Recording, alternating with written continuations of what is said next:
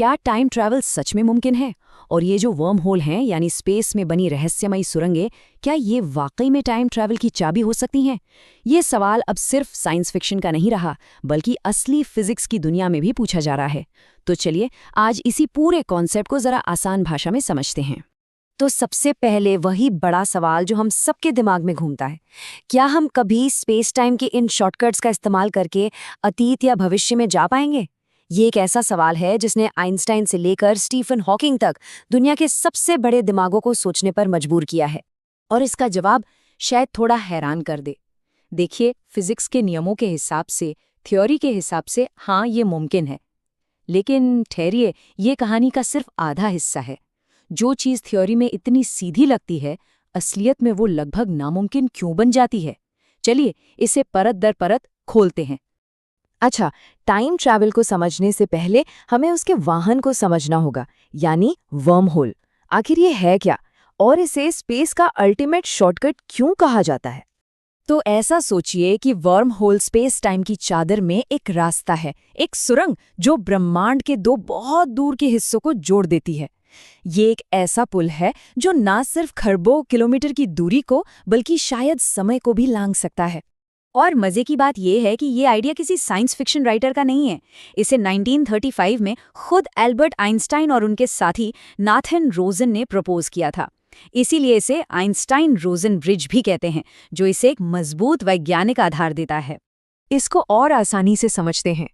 मान लीजिए किसी को दिल्ली से मुंबई जाना है, लेकिन वो पूरा देश घूमकर जाने के बजाय एक सीधी सुरंग से निकल जाए।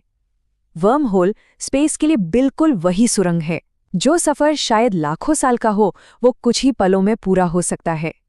ठीक है, तो वर्म होल एक जबरदस्त शॉर्टकट है, ये तो समझ आ गया, पर सवाल ये है कि ये एक टाइम मशीन कैसे बनेगा? स्टीफन हॉकिंग जैसे कई वैज्ञानिकों ने इस पर बहुत सोचा है। आइए देखते हैं कि कागज पर यह जादू आखिर काम कैसे करता है। तो प्रोसेस कुछ ऐसा है। मान लीजिए हमारे पास एक वर्म होल है जिसके दो मुंह हैं, ए और दूसरा बी। अब हम मुंह बी को एक बहुत तेज रॉकेट से बांधकर लगभग लाइट की स्पीड पर ले जाते हैं। आइंस्टाइन की थ्योरी के मुताबिक ऐसा करने से मुंह बी पर टाइम धीमा चलने लगेगा।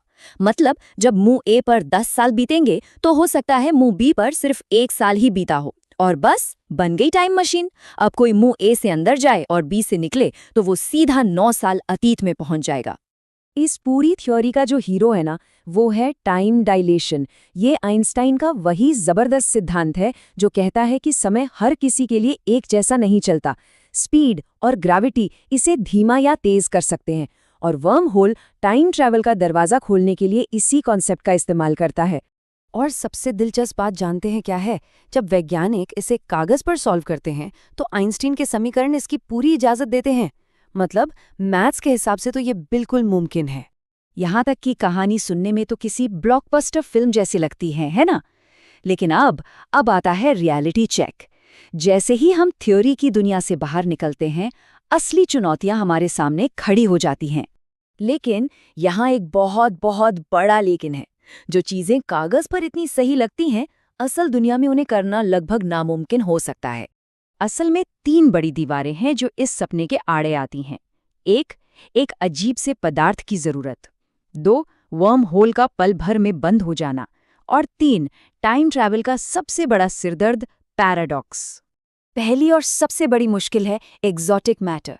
इस सुरंग को खुला रखने के लिए एक ऐसे जादुई पदार्थ की जरूरत है जिसमें नेगेटिव एनर्जी हो, मतलब जो ग्रेविटी को अपनी तरफ खींचे नहीं बल्कि ढकेले। दिक्कत यह है कि ऐसा पदार्थ सिर्फ थ्योरी में मौजूद है। हकीकत में इसे न किसी ने देखा है और न ही बनाया है। दूसरी दिक्कत है इसकी स्टेबिलिटी। क्वांटम फिजिक्स के नियम ये कहते हैं कि अगर कोई वर्म होल बन भी गया तो वो इतना ज्यादा अस्थिर होगा कि 1 सेकंड के करोड़वें हिस्से में ही ढह जाएगा। मतलब दरवाजा खुलने से पहले ही बंद।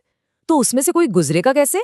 और तीसरी सबसे मजेदार और उलझाने वाली समस्या है ग्रैंडफादर पैराडॉक्स। सोचिए, कोई टाइम मशीन से अतीत में जाता है और किसी वजह से अपने ही दादाजी को अपनी दादी से मिलने नहीं देता। तो क्या होगा? उसके माता पिता का जन्म नहीं होगा और फिर उसका भी नहीं। तो फिर सवाल यह है कि टाइम मशीन में बैठकर अतीत में गया कौन था? दिमाग घूम गया ना? तो इन सब चुनौतियों के बीच आज हम कहाँ खड़े हैं? आज का विज्ञान इस बारे में फाइनल फैसला क्या देता है? यहाँ फिजिक्स के दो सबसे बड़े पिलर्स के बीच एक दिलचस्प लड़ाई है। एक तरफ आइंस्टाइन की जनरल रिलेटिविटी है जो कहती है हाँ ये हो सकता है, तो दूसरी तरफ क्वांटम फिजिक्स है जो कहती है रुको जरा, असल दुनिया में ये इतना आसान नहीं है। स्टीफन हॉकिंग ने तो एक आइडिया ये भी दिया था कि शायद कुदरत ने ही ऐसे नियम बनाए हैं जो टाइम ट्रैवल को रोकते हैं, ताकि ग्रैंडफादर पैराडॉक्स जैसी उलझनें पैदा ही ना हो, जैसे कि यूनिवर्स का अपना एक सेफ्टी सिस्टम हो। तो आज की तारीख में जमीनी हकीकत सीधी सादी है। हमारे पास वर्म होल के होने का एक भी सबूत नहीं है, कोई टाइम मशीन नहीं बनी है, और हाँ, ब्लैक होल्स बेशक रहस्यमयी हैं, पर वो टाइम पोर्टल्स हैं, ऐसा भी कोई सबूत हमारे पास नहीं है। तो कुल मिलाके फाइनल फैसला क्या है? सैद्धांतिक रूप से, यानी कि सिर्फ कागज पर, हाँ ये मुमकिन लगता है, लेकिन व्यावहारिक रूप से हमारी आज की समझ और टेक्नोलॉजी के साथ ये असंभव है। लेकिन हम आपको एक सवाल के साथ छोड़कर जा रहे हैं। वैज्ञानिक एक ऐसी थ्योरी ऑफ एवरीथिंग की तलाश में है जो क्वांटम फिजिक्स और रिलेटिविटी को जोड़ सके। क्या वो थ्योरी हमें वर्म होल और टाइम ट्रैवल का अंतिम जवाब देगी?